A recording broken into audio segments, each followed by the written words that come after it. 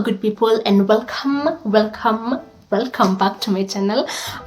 Today I want to talk about trusting God's process.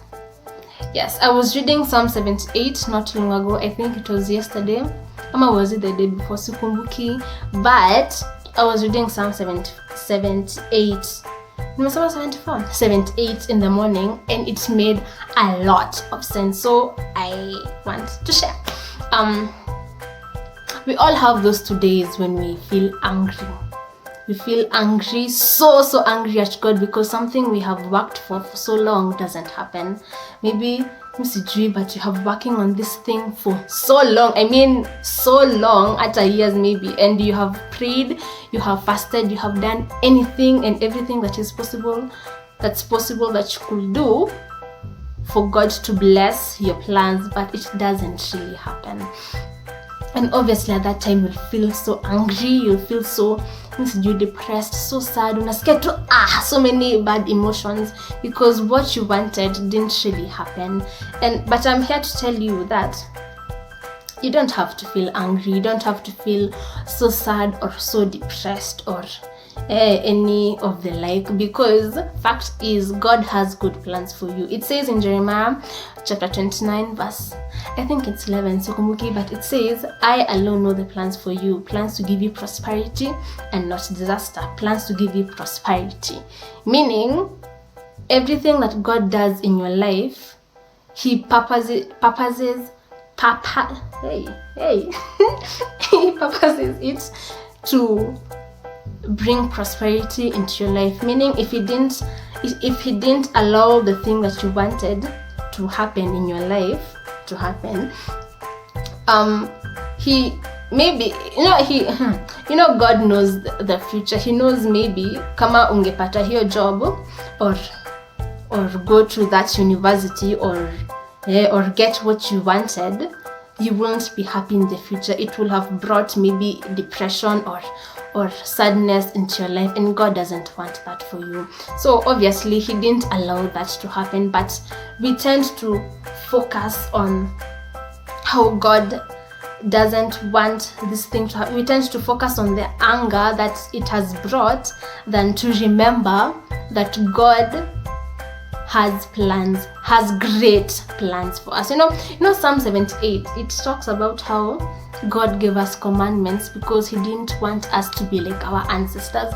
Our ancestors, the Israelites, during the time of the Egyptians when they were slaves, He brought them out of slavery. He did so much for them, but they forgot. They forgot how God sent plagues to the Egyptians. They forgot how God divided the sea so that they can pass through. They forgot how God brought manna and quails from the skies that they can eat. They forgot how God made water flow from the rock so they can drink. They forgot what else did God do?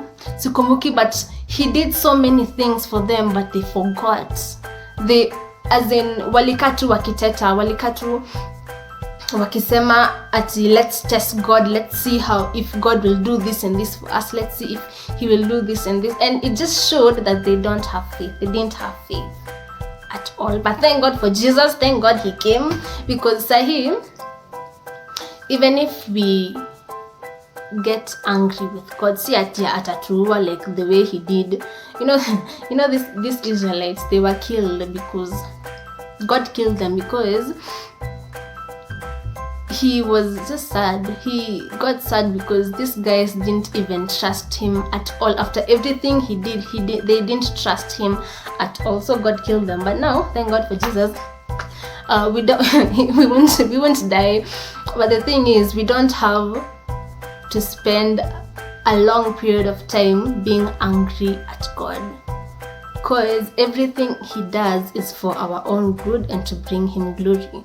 Meaning, if something didn't happen, I think asijui kama we should even write it somewhere, because we always forget this when we're angry. But if something doesn't happen for you, it means that it wasn't purposed for you. As in, ungepata hiyo kitu, sijui, it will have brought a lot of bad things that God didn't intend for you to have, So I was reading the Daily Bread some, I think it was last year, sikumbuki, but I was reading the Daily Bread, and there's this story that it was written at him. This woman, she had this kija that she used to write everything that God has blessed her with. Like if God blessed her with something, anachukua ka paper andike eke kwa jar, and then when she feels lost, or when she feels so sad that something happened or something didn't happen, she used to go and read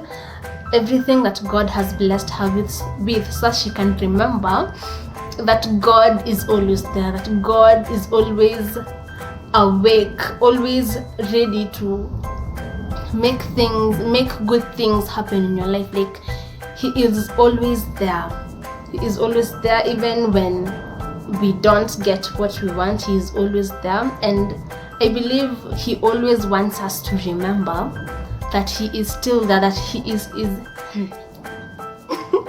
that he is still in control. Point is, God is still in control, and when we focus on these two small disappointments, we get blinded. We start assuming so many things, and we forget the truth. The truth is, God has good plans for us. The truth is, in Matthew chapter 6 verse 24 to 34, it basically talks about how God will always provide for us, and we need not worry at all. He provides for the birds, na si ati zinaendanga kwa farm ati zinafanya kazi, si ati they go to job or anything, but he provides food for them.